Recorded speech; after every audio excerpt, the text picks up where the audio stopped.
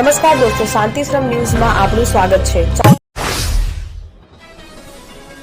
બનાસકાંઠા જિલ્લામાં ટેકાના ભાવે બાજરીની ખરીદીમાં વિવાદ ઊભો થયો છે। લાખણી તાલુકાના 2731 ખેડૂતોના ખાતા બ્લોક કરી દેવાતા ખેડૂતોમાં રોષ વ્યાપી ગયો છે।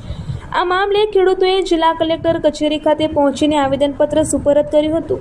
ખેડૂતોના આક્ષેપ મુજબ લાખણી તાલુકામાં ટેકાના ભાવે બાજરી વેચવા માટે કુલ 4347 ખેડૂતોએ નોંધણી કરાવી હતી। જો કે પુરવઠા વિભાગ દ્વારા અટક ફેરફાર પાણીપત્રક કે અન્ય તકનીકી વિસંગતતાઓના બહાના હેઠળ અંદાજે 2731 ખેડૂતોના ખાતા બ્લોક કરી દેવામાં આવ્યા છે।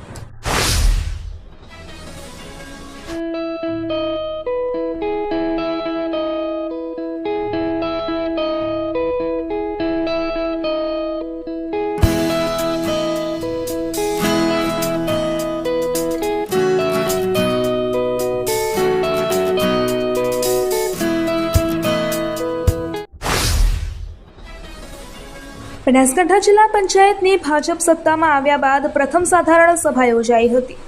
આ સભામાં જિલ્લાની આરોગ્ય સેવાઓને સુદૃઢ બનાવવા માટે એક મહત્વપૂર્ણ નિર્ણય લેવામાં આવ્યો હતો। વડગામ અને ઓગળ તાલુકાના તમામ પ્રાથમિક આરોગ્ય કેન્દ્રોમાં આરોગ્ય કર્મચારીઓની હાજરી સુનિશ્ચિત કરવા માટે ફેસ ડિટેક્શન મશીન લગાવવાનો સર્વાનુમતે નિર્ણય લેવામાં આવ્યો છે। આ નિર્ણયને જિલ્લા પંચાયતના ભાજપ અને કોંગ્રેસ બંને પક્ષના સભ્યોએ ટેકો આપ્યો હતો। આ પહેલથી આરોગ્ય કર્મચારીઓની નિયમિત હાજરી સુનિશ્ચિત થશે અને ગ્રામ્ય વિસ્તારોમાં આરોગ્ય સેવાઓ વધુ કાર્યક્ષમ બનશે તેવી આશા રાખવામાં આવી રહી છે। ત્રિશુલિયા ઘાટી પાસે એક કાર અકસ્માતનો ભોગ બની હતી। આ કારમાં કડીના ભક્તો દર્શન કરીને પરત ફરી રહ્યા હતા। સદનસીબે આ ઘટનામાં કોઈ જાનહાનિ થઈ નથી।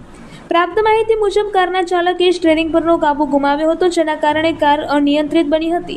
આ અકસ્માત પીંપળીવાળી વાવ શાળા નજીક થયો હતો। કાબુ ગુમાવ્યા બાદ કાર એક ઘરના પાછળના ભાગે ઘૂસી ગઈ હતી। અકસ્માતની જાણ થતાં જ ઘટના સ્થળે મોટી સંખ્યામાં લોકો એકઠા થઈ ગયા હતા। ગુજરાતમાં આશા વર્કર બહેનોએ પોલિયો કામગીરીના ઇન્સેન્ટિવમાં વધારો ન થતા અને છેલ્લા 4 મહિનાથી વેતન ન મળવાના વિરોધમાં 3 દિવસીય હડતાળ શરૂ કરી છે। આ હડતાલને કારણે રાજ્યમાં પોલિયો નાબૂદીની કામગીરી પર અસર થવાની સંભાવના છે। આશા વર્કર બહેનોએ વાવ થરાદના કલેક્ટરને આવેદનપત્ર આપીને રજૂઆત કરી છે। દિયોદર તાલુકાની વખા અને વખાગોળિયા પ્રાથમિક શાળાઓમાં જ્ઞાન સહાયકોની નિમણૂક કરવામાં આવી છે। આ નિમણૂકથી શાળાના એસએમસી સભ્યો, વિદ્યાર્થીઓ, વાલીઓ અને શાળા સ્ટાફમાં ઉત્સાહ જોવા મળ્યો છે। તારીખ 22 જૂન 2024ના રોજ હિનાબેન ચીલાભાઈ પટેલની નવાવાડાની વખા પ્રાથમિક શાળામાં અને ઉર્મિલાબેન ભરમલભાઈ પટેલની ગોળિયાના વખા પ્રાથમિક શાળામાં જ્ઞાન સહાયક તરીકે નિમણૂક કરવામાં આવી છે। ડીસાના ધારાસભ્ય અને રાજ્ય સરકારના મંત્રી શ્રી પ્રવીણભાઈ માળીએ ડીસા સર્કિટ હાઉસ ખાતે જનસંપર્ક કાર્યક્રમ યોજ્યો હતો। આ કાર્યક્રમ ડીસા વિધાનસભાના નાગરિકોની સુખાકારી અને જાહેર સુવિધાઓમાં વધારો કરવાના હેતુથી યોજાયો હતો। આ કાર્યક્રમ દરમિયાન મંત્રીશ્રીએ મોટી સંખ્યામાં ઉપસ્થિત નાગરિકો સાથે સીધો સંવાદ કર્યો હતો। તેમણે નાગરિકોની વિવિધ સમસ્યાઓ, રજૂઆતો અને પ્રશ્નોને ધ્યાનપૂર્વક સાંભળ્યા હતા। રજૂ થયેલા પ્રશ્નોના ત્વરિત અને યોગ્ય નિરાકરણ માટે મંત્રી પ્રવીણભાઈ માળીએ સંબંધિત અધિકારીઓને જરૂરી સૂચનાઓ આપી હતી। તેમણે નાગરિકોને તેમની સમસ્યાઓના ઉકેલ માટે આશ્વાસન પણ આપ્યું હતું। Simco sunlight paints, Simco sunlight paints કવિન સાફ્ટર મશીનથી કલર બનાવનાર નવીન ઘરને સુશોભિત કરવા એકવાર અવશ્ય મુલાકાત લો। Simco sunlight paints, Simco sunlight paints. વધતા સીએનજીના ભાવના કારણે હવે રિક્ષા ચાલકોએ પણ ભાડામાં વધારો કરવાની મંજૂરી આપવામાં આવી છે।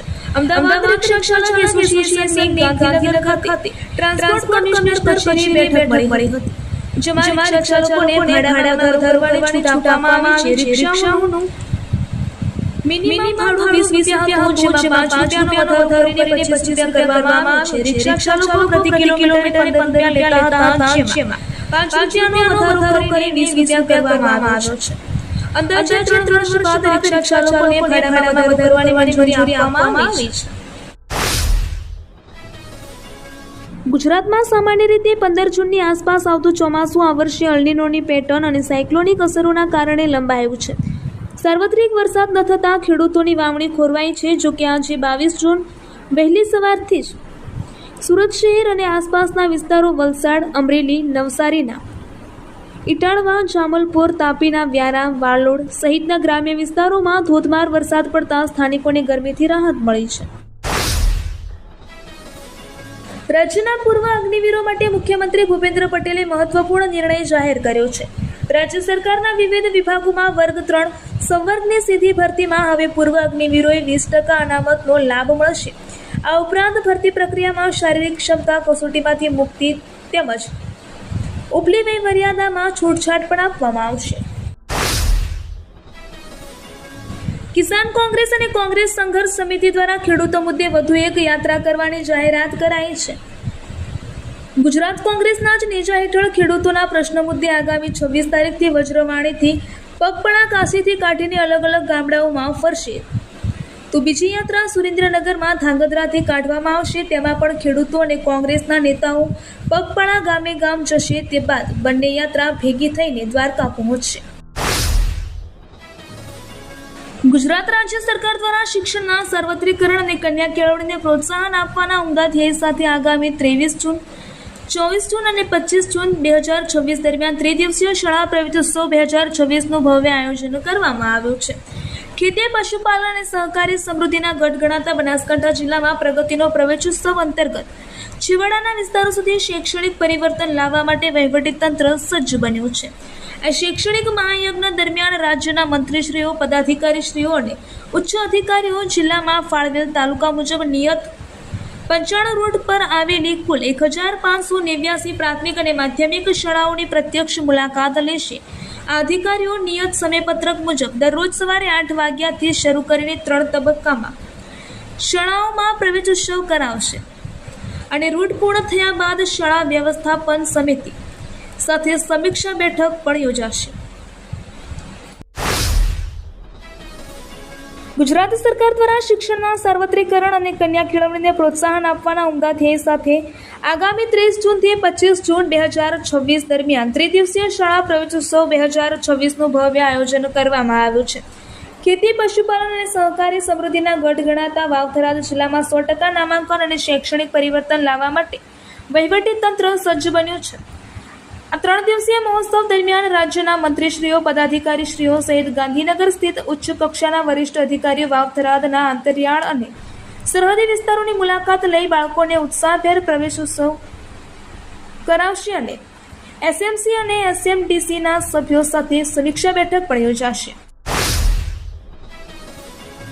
મામલતદાર કચેરી દિયોદર ખાતે આજરોજ દિયોદર કિસાન સંઘના ખેડૂતો એકઠા થયેલ અને ખેડૂતોની મુશ્કેલીઓ બાબતે મામલતદારશ્રીને 2 અલગ અલગ આપ્યા હતા.